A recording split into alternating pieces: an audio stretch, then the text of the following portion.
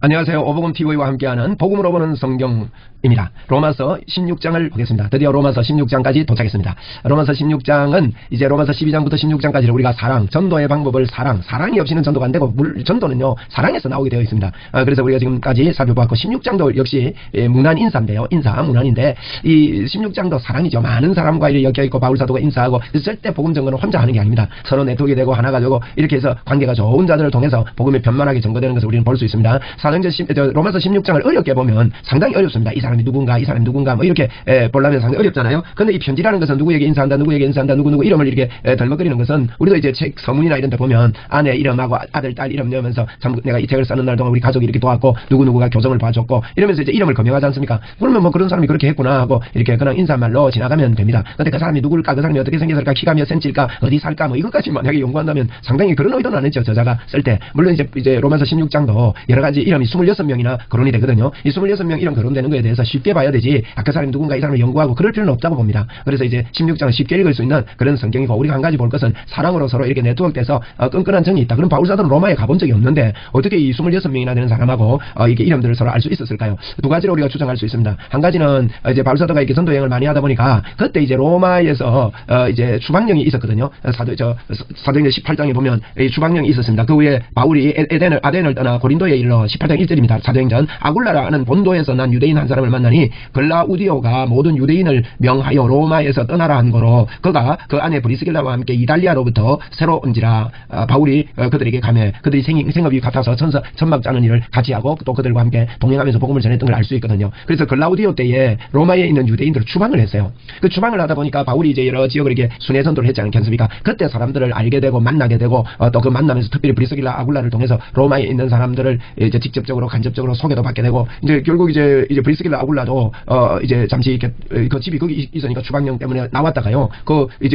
왕이 죽거든요. 이제 죽어서 글라우디오 왕이 죽고 나서 이제 브리스길라 아굴라는 로마로 돌아갑니다. 그래서 조금 있으면 로마에 있는 브리스길라 아굴라에게 문안하는 것을 알 수가 있거든요. 그래서 그 로마에 갔습니다. 얼마 안 있다가 이런 것들을 볼 때 이제 바울사도가 다니면서 로마에 있는 사람들을 많이 만났다고 할 수 있고요. 또 한 가지는 브리스길라 아굴라와 그 외의 사람들을 통해서 로마에 있는 사람들을 간접적으로 소개를 받았다고 할 수 있습니다. 그래서 이 26명이나 되는 많은 사람들, 로마에 있는 사람들과 바울이 아주 친밀하다는 것을 알 수 있고 볼 수가 있습니다.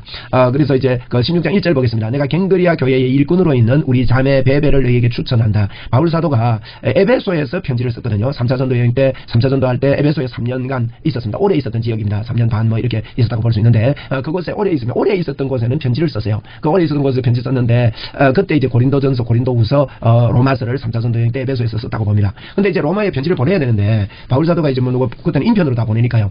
사람이 미처 없었으면 그 편지를 들고 아마 고린도, 에베소에서 편지를 쓴 이후에 고린도에 갔다가 돌아오는 일이 있습니다. 고린도에 가서 베베를 만나서 로마에 가는 베베에게 부탁을 했을 수 있습니다.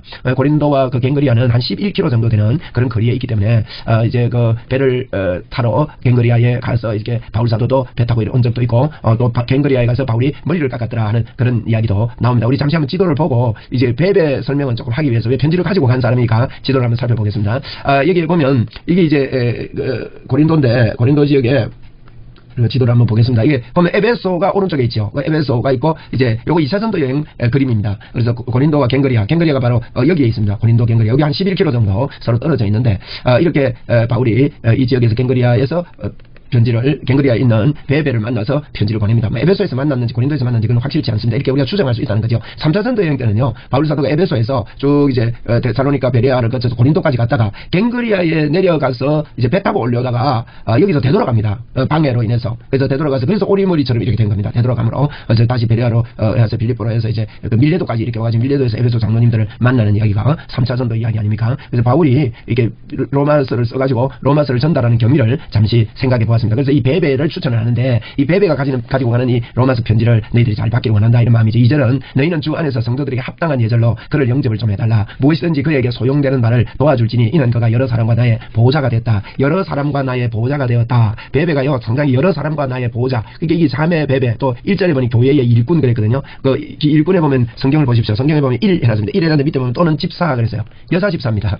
예나 지금이나 교회에서 여자들의 역할이 상당히 크다고 보는데요. 하나님께서 여성들을 통해서 크게 부흥시키는 그 베이스로 쓰고 있음을 감사합니다. 그리고 이분이 여러 사람과 나의 보좌가 됐다 이런 것들을 볼 때 이분은 굉장히 재력이 있는 사람이고 사람들을 아우러 많이 이렇게 돌볼 수 있는 능력이 있는 케어하는 능력이 있는 그런 사람이었던 것 같습니다. 이 베베에게 편지를 줘서 보냅니다. 13절 보겠습니다. 너희는 그리스도 예수 안에서 나의 동력자인 브리스가와 아굴라에게 문안하라. 보세요. 브리스가와 아굴라가 이제 로마에 있다는 증거입니다. 그래서 그 나의 동력자인 브리스가와 아굴라에게도 좀 문안을 해달라.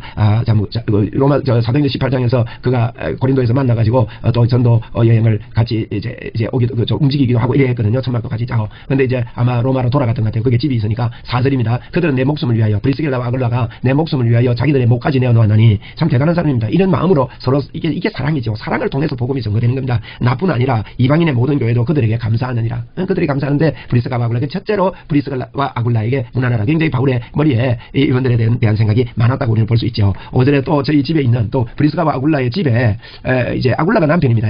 그 집에 교회가 있었던 것 같아요. 그 교회에게 문안하라. 내가 사랑하는 에베네도에게 문안하라. 그는 아시아에서 그리스도께 처음 맺은 열매다. 에베네도가 아시아가 이제 에베소 지역입니다. 에베소 있던 그 지역인데 에베네도가 아시아의 첫 열매다. 그래서 여러분 우리가 전도하러 갔다가 처음 예수 믿은 사람 기억하잖아요. 그래서 에베네도를 이제 브리스가와 아굴라 다음에 소개하고 첫 열매니까 아시아의 첫 열매. 고린도전서 16장 15절에도 보면요. 아가야라는 지역에 스데바나가 아가야의 첫 열매다. 이렇게 고린도전서 16장 15절에 바울은 이런 표현을 했습니다. 그래서 어떤 지역의 첫 열매들을 바울은 굉장히 기억을 하고 있는 것입니다. 여러분 갈라디아 지역의 첫 열매 누구겠습니까? 디모데를 꽂을 수 있겠지요. 그래서 디모데를 만나서 함께 전도 여행을 이렇게 같이 하게 되는데 이렇게 첫 열매들을 소개하고 있습니다. 에베네도 이분도 아시아의 첫 열매다 하고 그에게도 문안합니다. 그가 아마 로마에 살았던 사람인데 아시아에 와서 바울을 만났던 것 같습니다.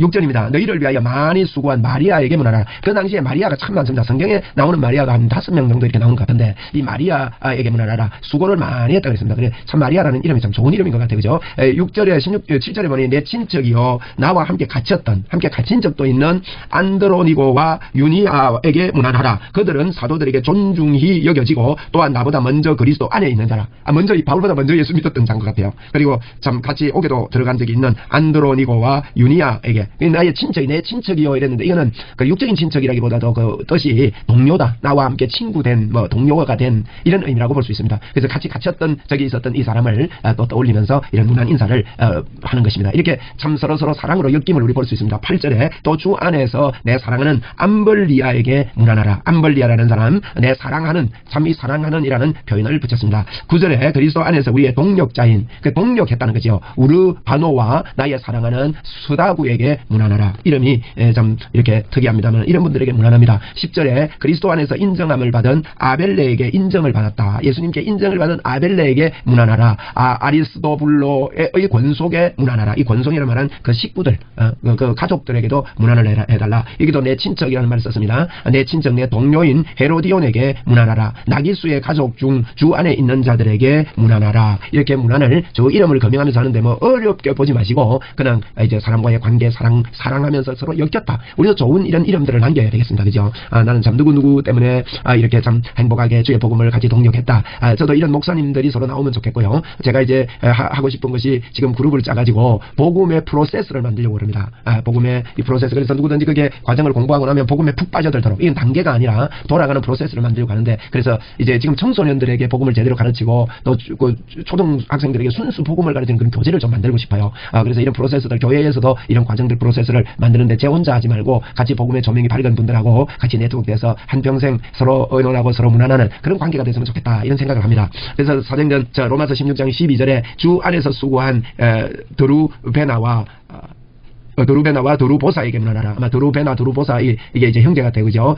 그래서 문안하라. 주 안에서 많이 수고하고 사랑하는 버시에게 문안하라. 그래서 우리가 이 사람이 누군가 이렇게 되면 어려워집니다만은 이런 사람들에게 문안하고 서로 사랑하고 서로 함께 엮여 있다는 걸 볼 수 있죠. 주 안에서 택하심을 입은 루포와 그의 어머니에게 문안하라. 그랬습니다. 이 루포는 우리가 조금 이렇게 살펴볼 필요가 있는데요. 이 루포라는 이 사람은 예수님의 십자가를 지고 간 그런 분의 아들이라고 이렇게 볼 수 있습니다. 그래서 이제 루포라는 요한이라는 사람이 예수님의 십자가를 지고 간 자가 아닌가. 마가복음 15장 21절에 보면 마침 알렉산더와 루포의 아버지인 구레네 사람 시몬이 시골로부터 와서 지나가는데 그들이 그를 억지로 같이 가게 하여 예수의 십자가를 지우고 예수의 십자가를 졌던 구레네 사람 시몬이 루포의 아버지였다 그래서 그분이 맞는 걸로 봅니다. 그래서 주 안에서 택하심을 얻은 루포와 그의 어머니, 루포의 어머니. 그래서 바울은 특별한 관계였던 게 들리면서 그의 어머니는 곧 네온이다 그랬거든요. 그게 아주 친하게 위로가 받고 힘을 얻고 어머니는 푸근함이 있잖아요.